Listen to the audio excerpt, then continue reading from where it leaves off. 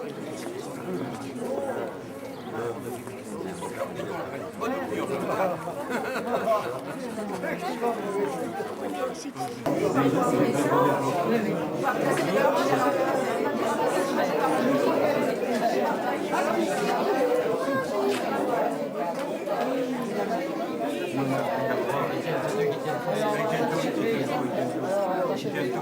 tiennent tous les marchands sur les bords de rue, etc.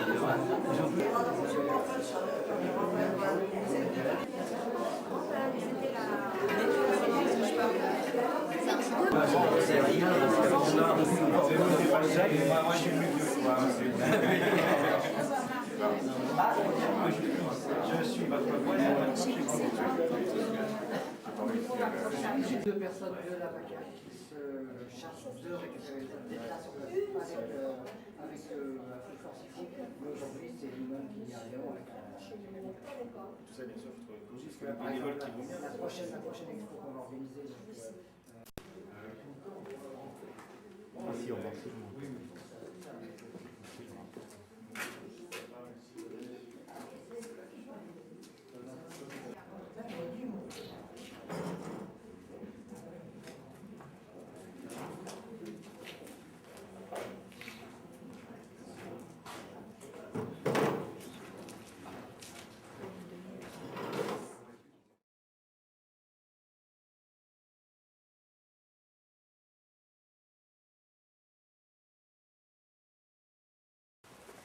Présence de l'art contemporain en Anjou, PACA, tant attendu ici dans notre commune. Par son savoir-faire, la qualité de ses expositions, nous présente ici une collection de prestige, celle de Jeannette et Jean Branchet, ici présents, galeristes connus dans la région nantaise. 25 ans de Convergence, le nom de votre galerie. Convergence, prédestinée pour une exposition à Bushman. D'abord, cette exposition réunit les œuvres d'une collection privée, coup de cœur cumulé de 25 années de Convergence, patchwork de cultures, de sensibilités différentes et diversifiées. Pour nous, Bushmanois, elle nous ouvre un éventail de perceptions, de techniques, d'interprétations, d'esthétique et nous ouvre l'esprit vers de multiples univers artistiques. C'est aussi le sens de notre action municipale. Il se trouve que cela correspond à notre engagement culturel, ici même et aux boîtes à culture, donc nouveau bâtiment, pour ceux qui ne connaissent pas, qui s'est ouvert en septembre 2009. Développer et faire accéder à nos concitoyens une découverte culturelle variée. Convergence sonne aussi avec confluence, qui est aussi le code génétique de notre commune, l'ADN entre guillemets, et plus généralement du pays d'Angers. Cette abbaye, qui est un lieu de diffusion à la disposition des artistes et du public de la région, est située à la confluence de la Maine et de la Loire, au carrefour économique, culturel, à bénéficier du brassage des idées et des hommes. Bushman va vivre le week-end prochain, au son du jazz, le festival BAO, Bouche à oreille, sur le territoire bushmanois, qui alliera musique, patrimoine nigérien et descente fluviale sur des bateaux de Loire, samedi et dimanche 22 et 23 mai, qui, je l'espère, seront tout cas pour la mise en œuvre de cette exposition. Et je sais que cela n'a pas été facile tous les jours. Je leur remercie, je la félicite pour cet énorme travail, et ainsi que tous les membres de PACA. Donc je laisse la parole à Michel pour continuer la suite de cette exposition et vous remercie tous d'être là ce soir.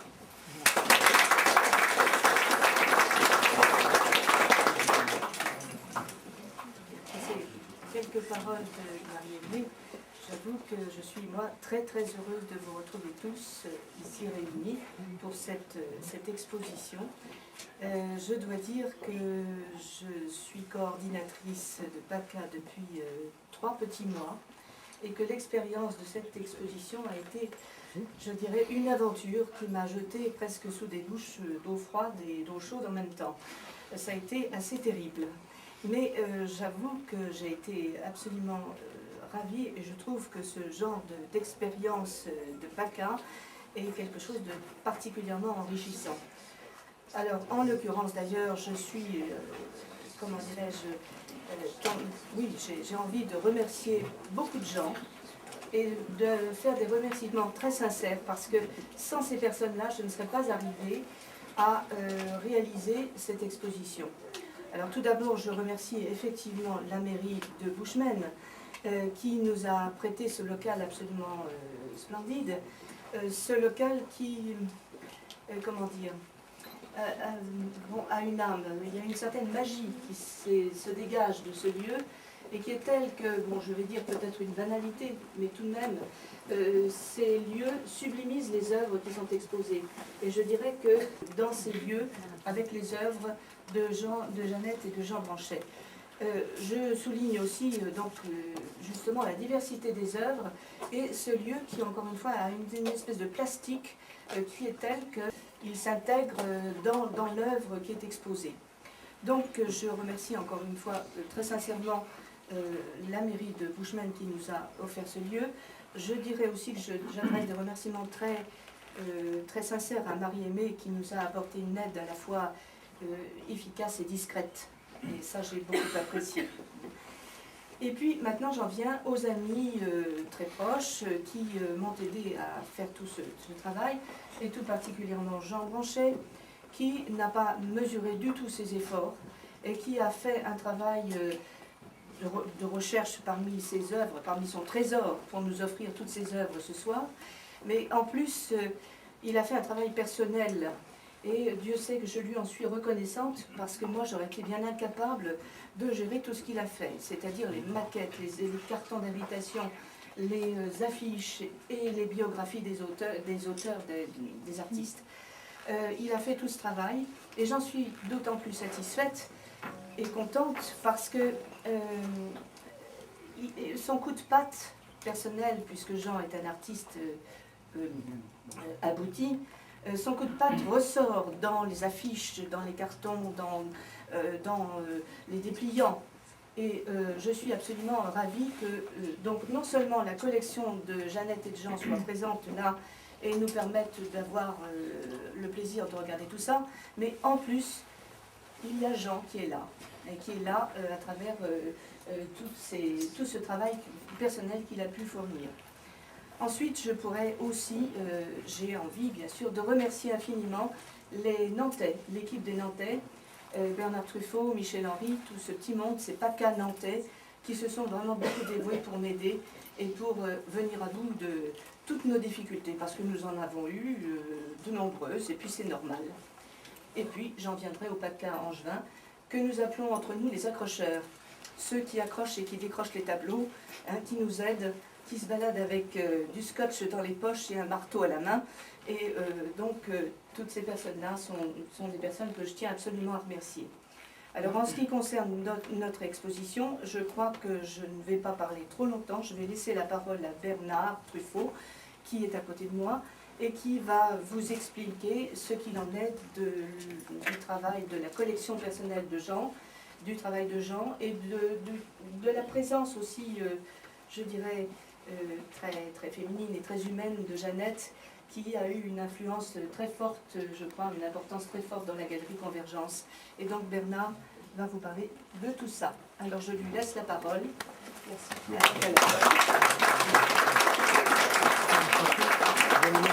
Bon, quand j'ai essayé de réfléchir à ce que je pouvais raconter, je suis retombé sur un article de Pierre Giquel qui est paru dans la revue 303 en 2007. Revue dont le titre était « Né à Nantes comme tout le monde ». Alors, c'est pas de la prétention, c'est une citation d'Aragon à propos de Pierre Leroy, le peintre d'origine nantaise. Et je voyais vraiment pas ce que je pouvais ajouter à ce qu'avait dit ce critique nantais.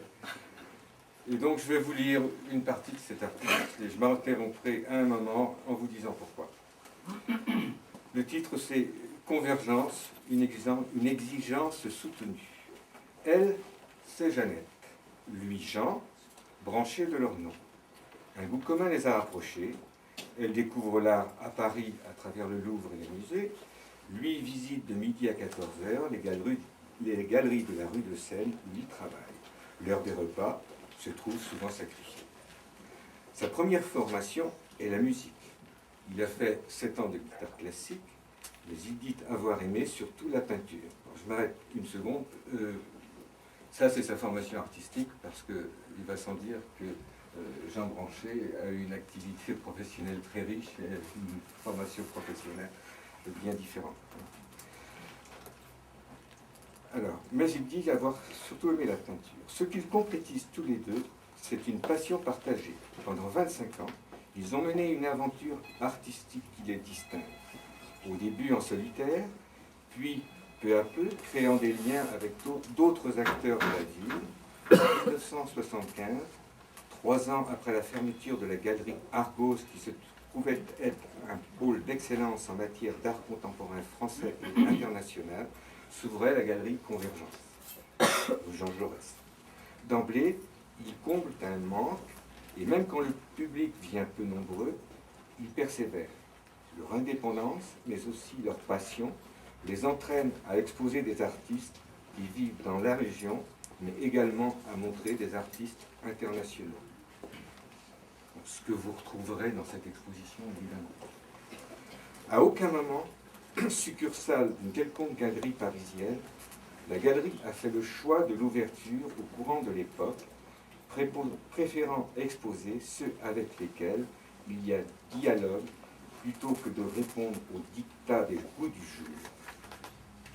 Il leur aurait peut-être apporté un certain nombre d'appuis de la part des institutions, mais auxquels ils se sont refusés parce que c'était leur chose et leur choix. En effet, l'amitié semble avoir été leur credo. D'aucuns se souviennent des visites effectuées en dehors des vernissages. Nous entrions seuls, absolument, dans un terrain criblé d'inconnus. Chaque exposition était un corps à apprivoiser, en tout cas un vocabulaire qu'il allait falloir sinon apprécier, du moins tenter d'acquérir. Et chaque fois, cette envie d'en savoir plus. Alors j'ai encore envie de m'arrêter, parce que bon, un critique d'art est indépendant quand il visite une galerie et rencontre un artiste qu'il ne connaît pas. Et donc il a omis de souligner le rôle de Jeannette Branchet, dont on ne peut pas ignorer, parce que moi j'ai toujours admiré le talent de Jeannette Branchet, cette façon qu'elle avait, bon, je pense qu'elle devait observer les gens pendant un moment, et puis de se rapprocher sans s'imposer, et puis de voir s'il y avait matière à échange ou bien si la cause était désespérée. Non mais c'est vraiment un talent qu'il faut souligner, quoi. Bon, sans effet de manche, parce que ça c'est très sincère. Alors, très rapidement, ils exposent des artistes qu'ils aiment, comme Hartung, Soulage, Pignon, Hélion, Mata, mais aussi Ferrand. Et là, je dois m'arrêter parce que, alors Ferrand, pour les Angevins, ça ne dit pas grand-chose, mais c'est un des artistes nantais qui a marqué les années 50, 60, 70. Et il manque un nom dans cette énumération, c'est celui de Georges Morin, qui est quasiment inséparable, et dont on peut saluer la présence ici. Alors, la numération continue, vous avez un Nantais peut-être moins connu, puis on retrouve les grandes pointures, Bazaine, Classen, Sephore, Villeglé, Morellet, Debré, Touzenis, Lebras, Thibaut Guillet, Rothenstro, l'Allemand, Bigot, Guité, Clarbousse. C'est un peu un inventaire à la Prévert, hein, parce qu'il n'y a pas de hiérarchie. Je voudrais juste dire un petit mot dans cette liste de Thibaut Guillet, parce que ça c'est vraiment, si vous voulez, le genre de découverte qu'on avait à Convergente.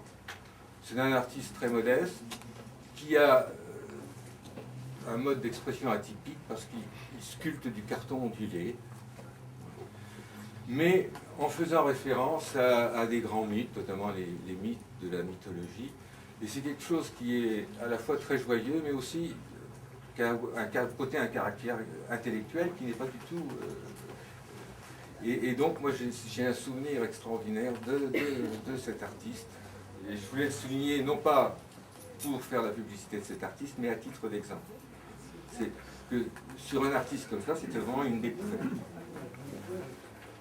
Alors, peu souciés du marché de l'art et des tendances qu'il implique, résistant au goût d'un public nantais qui leur conseille de changer, peut-être un peu, ils optent pour un certain éclectisme qui se révèle une force malgré les reproches.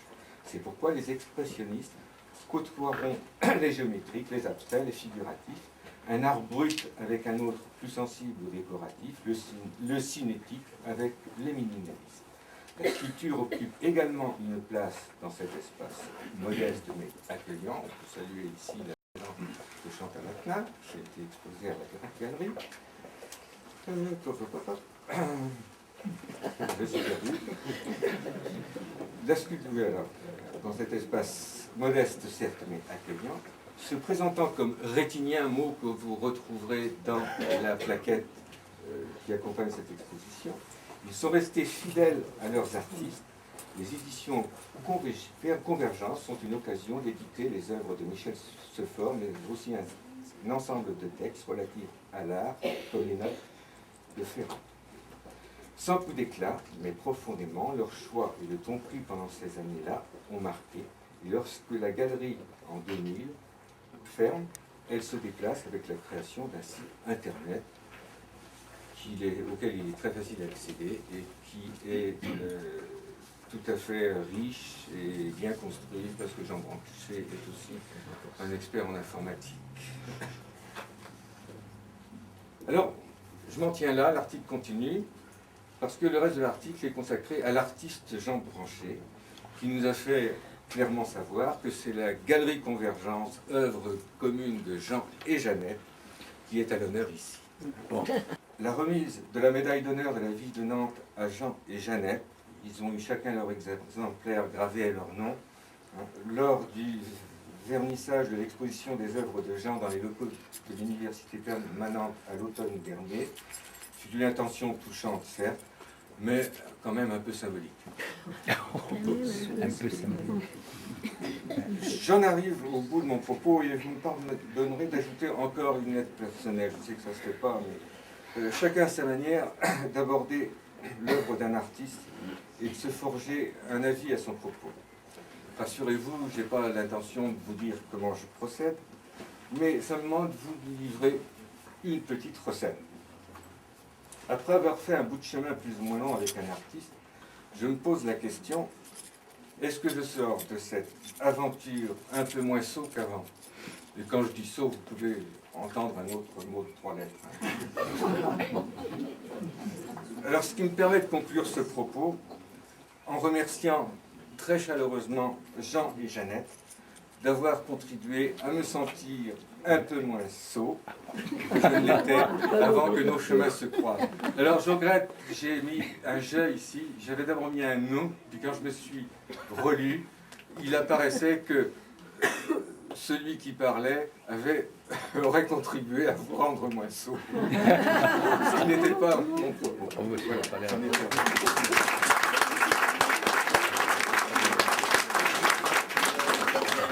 Simplement dire que cette exposition me fait un grand plaisir. Parce que je retrouve ici ce que j'ai vécu pendant 25 ans à la galerie. Je me retrouve dans cette ambiance, dans cette atmosphère et ça me touche profondément. Alors je remercie beaucoup tous ceux qui ont participé. C'est comme, comment dirais-je, quelqu'un qu'on a beaucoup aimé et puis qu'on retrouve. Et toutes ces œuvres, comme, bon, je les ai beaucoup aimées, bien sûr, tout d'un coup, c'est comme des retrouvailles. Et ça me fait beaucoup de bien et beaucoup de bonheur. Alors, je remercie tous ceux qui sont là, tout le monde.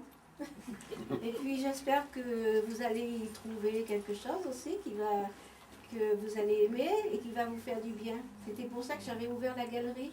Je pensais que la peinture et l'art, ça pouvait beaucoup contribuer à notre bien-être. Voilà. Bonne soirée.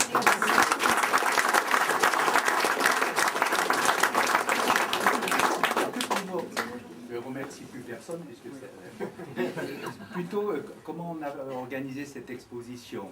Alors déjà, c'est PACA avec Bushman, enfin, c'est PACA. Donc dans ce que nous avions disponible, on a commencé à privilégier les artistes que PACA avait présentés. C'était normal, hein. Et d'autant plus que nous avons toujours fonctionné au niveau de la même tasse de thé, quoi, hein, la même sensibilité. Quoi. Alors donc, dans les 40 artistes que vous avez ici, il y en a au moins 20 ou 25 qui ont été présentés par PACA. Bon. Ensuite, ça c'est la première chose. Ensuite, la deuxième critère, il y a le grenier, il y a ici. Alors le grenier, un espace monumental. Alors on va essayer de prendre les œuvres des grandes œuvres qui marchaient ensemble à peu près là-haut. Et ici, quelque chose de plus bas. Donc là, on a plus petit, plus discret. Donc on a pris des œuvres plus moyennes, enfin qui pouvaient rentrer là-dedans. Et ensuite, il fallait que le troisième critère, c'était qu'il fallait qu'on montre qu'on n'a pas fait que de l'art géométrique ou que de l'abstraction lyrique. On a été dans tous les sens, tout ça qui nous intéressait. Donc il fallait montrer un petit échantillon d'art géométrique, un échantillon d'expressionniste, un échantillon d'abstraction lyrique, etc., un échantillon de nouvelles figurations, etc. Donc on a jonglé un petit peu avec tout ça. Et puis voilà, mais étant entendu que des fois, quand je disais, ah c'est dommage, je ne peux pas vous montrer ça comme ça. Et puis il fallait que ce soit des gens d'ici, par bout. Georges Morin, là-bas, il travaillait à la Poissonnière, c'est à deux pas d'ici, quoi. C'était la Poissonnière, quand on venait le voir dans son atelier, c'était là, hein, avec lui et sa femme. Voilà.